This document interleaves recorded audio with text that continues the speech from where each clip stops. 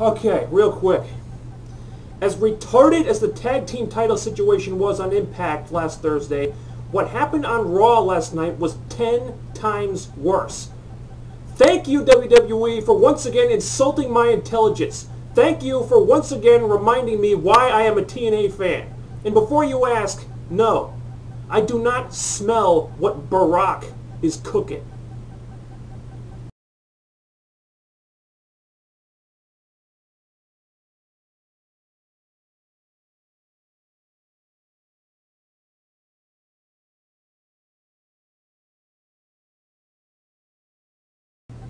Okay. Impact, what are you willing to sacrifice? As many of you know by now, I did not like last week's show at all.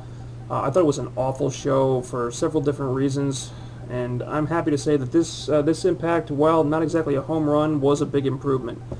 There were still things about it I did not like, but this was a much better show than last week. And let's get the stuff I didn't like out of the way first.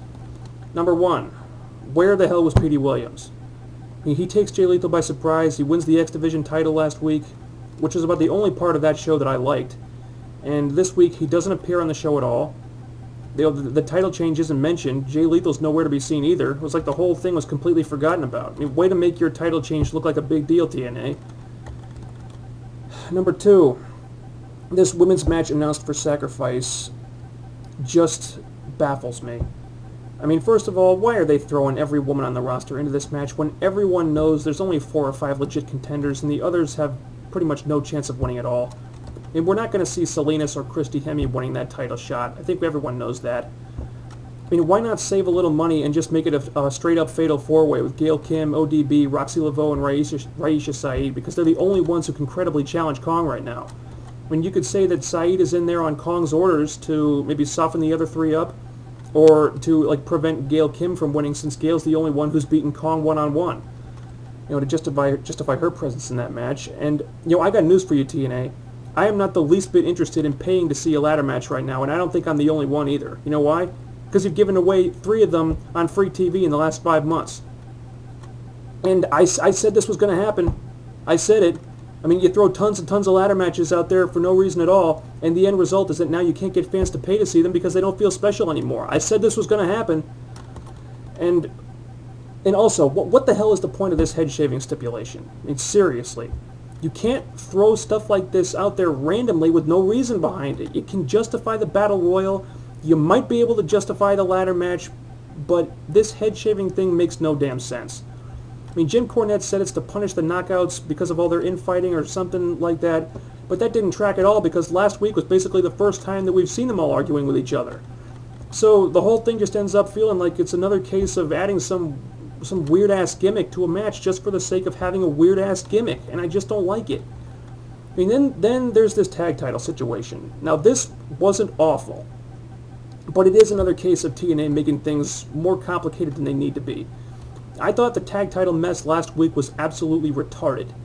So if you wanted to resolve that situation quickly and easily, why not just have a rematch between the same 3 teams as before? Wouldn't that make so much more sense? Because what I don't understand is when you've got like 8 tag teams on your roster, most of which would be fine champions, why are you throwing in randomly paired singles wrestlers into this match, into this thing on top of that? And so, you know, I didn't like that either, but you know, it does look like we could get some potentially interesting matchups out of that.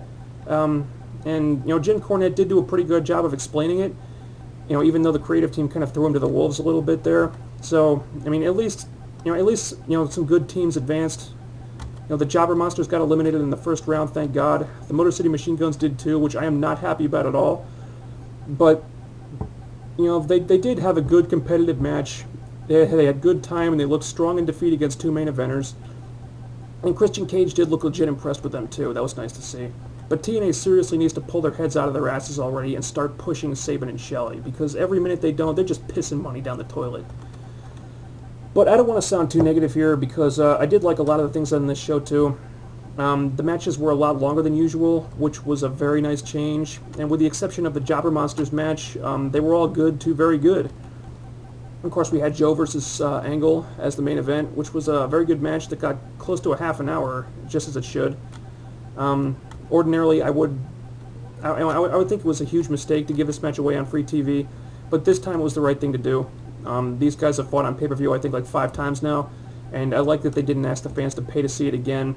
And it was a nice way to sort of make things up to the fans who might have been let down by their lockdown match. I mean, I enjoyed that match for the most part, but I do understand why other people might have been disappointed by it. So, I mean, this was a nice sort of a make good on TNA's part. And I didn't even mind Steiner interfering at the end either, because the interference was like a split-second thing, just like that. And it didn't feel like overbooking this time. And Steiner needed to get his heat back on Angle after Angle upstaged him last week anyway. So this was a good way to do that. And it sets up a 3-way match for the title at Sacrifice, which sounds much better than Joe versus Steiner in a one-on-one confrontation, which I was not looking forward to very much at all, because that's not a strong match on paper. So this show was definitely a step forward after we took a step back last week. I'm still not happy about the tag title thing. And last week's show really made a mess out of that whole situation, but we're trying to move on from that now. And this week, you know, it could have handled things a lot better, but it could have handled them a lot worse too, I guess. So I'm going to wait and see where that goes for now. Aside from these things that I listed earlier, I was pretty happy with Impact for the most part this week. It wasn't a perfect show by any means, but it was absolutely better than Raw last Monday. I mean, what a lame-ass King of the Ring that was. Oh my god.